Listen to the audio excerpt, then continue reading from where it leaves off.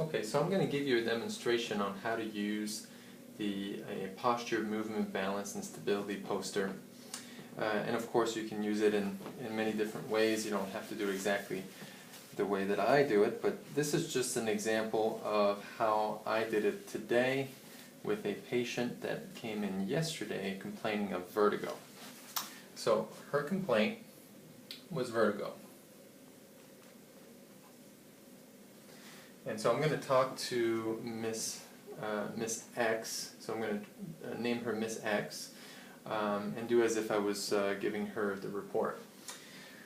So Miss X, we saw you yesterday, and you came in complaining of vertigo, and you mentioned to me that you felt like the room was spinning, and whether you moved your head or stayed still, it didn't matter. It just continually kept on spinning and kept on moving.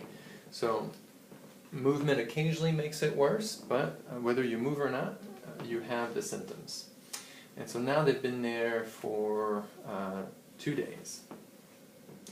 So I did an exam and did a Dix-Hallpike maneuver, didn't find anything. And when I did a central evaluation of the brain and the nervous system, I found numerous findings. So one of the tests that we did earlier yesterday was to test your balance. And so Miss X, when you stand and you have your feet together, do you remember noticing that you tend to sway to the right, or you want to almost fall and you catch yourself falling to the right? And it was a pretty obvious sway, and the patient remembered feeling that sensation. Also, Miss X, when you went to touch your nose, when you used your right hand to touch your nose with your eyes closed, you missed your nose, and that is called the finger to nose test. And so that is a function of the right cerebellum. So if we find that you sway or you want to fall towards the right, I put an arrow down here to indicate that this area here is the weak side. Also, when you want to touch your nose and you can't quite reach the target, and in her case she actually was hypometric as well, so we put an arrow down right here. So we've got 2 tests that indicate that this region of the brain, the right cerebellum, is deficient. I also watched you walk, and as you walked down the hallway, you were swaying towards the right side. You started leaning to the right and even moving to the right, so you had a lateral movement, lateral pulsion to the right. And here's another down arrow to indicate that this is the region of the brain here that is weak when we find those findings. Another test that we did was the finger tap test, and when you did the finger tap test, we found that you were much slower on the right side, and so we'll put an arrow down here for the left brain. And I also noticed that your right arm didn't swing when you were walking, and so we're going to put that up here as well. So we get another down arrow for the left brain. There's another test that we also did where we're turning your head right and left sort of quickly. That's called the Halmagyi test, and that's a test that we do to test the VOR. Now the VOR is a reflex that we have, and it's home, or it's a location in the brain that would be deficient if we find that the VOR is broken, is right here. Now these are the vestibular nuclei, and this is the area where you have integration and control of the vestibular system. And so the right vestibular system, the right VOR, is broken, and that's what this arrow is indicating. Some of the other findings that we find here, that I found on the initial exam, is looking at your eyes, Miss X. When we looked at your eyes were moving. Even if you try to keep them still and fixed, your eyes were moving, and that's why you feel vertigo and this sense of dizziness and feeling sick. So basically, the direction your eyes were moving was to the right, and then they quickly go back to center like that. And they keep beating that way. Okay? So your eyes are moving in this direction constantly, regardless of what you do. And that's why, you know, up until now you haven't had a way or found a way to resolve these symptoms. So your eyes are moving to the right. So the reason why your eyes would do that is because the muscles that oppose that movement are weak. Now let's take a look at which muscles are involved with rotating the eyes. So if we narrow it down to the ones that rotate, since the eyes are rotating, we know that the rotating muscles are the ones that are a problem. They're called intorters and extorters. And if the eyes are moving to the right, that's because the muscles that move or rotate the eyes to the left are weak. And if you look at these little arrows here, you'll see that the muscles responsible for rotating the eyes to the left are the right superior oblique and the left inferior oblique. And so you also notice that these muscles are in yellow, and there's a little red L here. And the red L is to indicate that this is the area of the brainstem that has the nucleus of those muscles.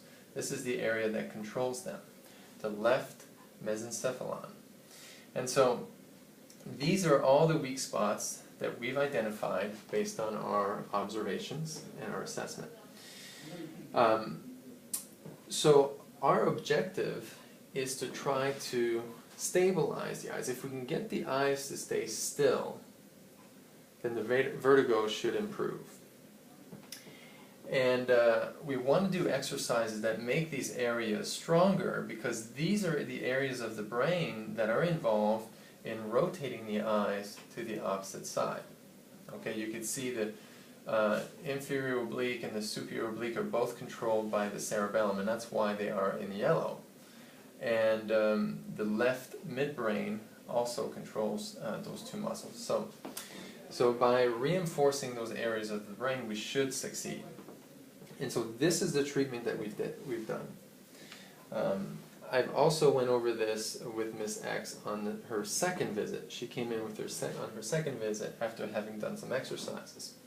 And I explained to her that the exercise that we did helped to improve these areas, and this is how. So we did some exercise to improve the right cerebellum, and these are called complex movements. So we did some infinities with the right arm, and that helps to activate the right side of the brain and reinforce the weakness here.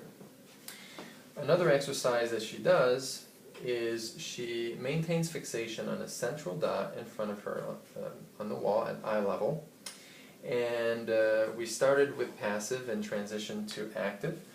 But she would do right Helmagi to activate the right vestibular system at the point of integration. So basically she would activate the right VOR by doing a right Helmagi. So she does a right Helmagi. So her head turns to the right quickly, holds a position, holds fixation, and she follows that immediately with a leftward pursuit.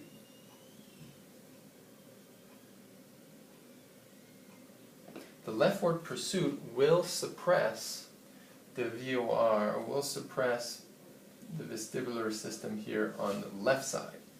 So part of the problem here is that she has an overactive vestibular system on the left when you compare that to the activity of the right. So she does an exercise to activate the right vestibular system and one to dampen the left vestibular system. And by doing that, it helps to bring about more symmetry. And so again, her exercises are right infinities with the right arm. I instructed her specifically to do 3 sets of 10, and she could handle that, with 10 right-sided Helmagi followed immediately by a left pursuit. and she did those exercises, 3 sets of 10 as well, every hour. By the 4th hour, and this was yesterday when I gave her the exercise, by the 4th hour, all of her symptoms were gone. She came back into the office today, this morning, and I evaluated her again, and she had no nystagmus, no vertigo, and she felt 100% normal. And so at this point, I instructed her to continue to do these exercises so that we can build more plasticity in the systems that are weak, and keep reevaluating and modifying her exercise in the future visits. I hope this was helpful. I know that I've got many patients that really enjoy these explanations. It helps them visualize where their problems are and give them the ability to better understand their problems and motivate them into doing the exercise at home.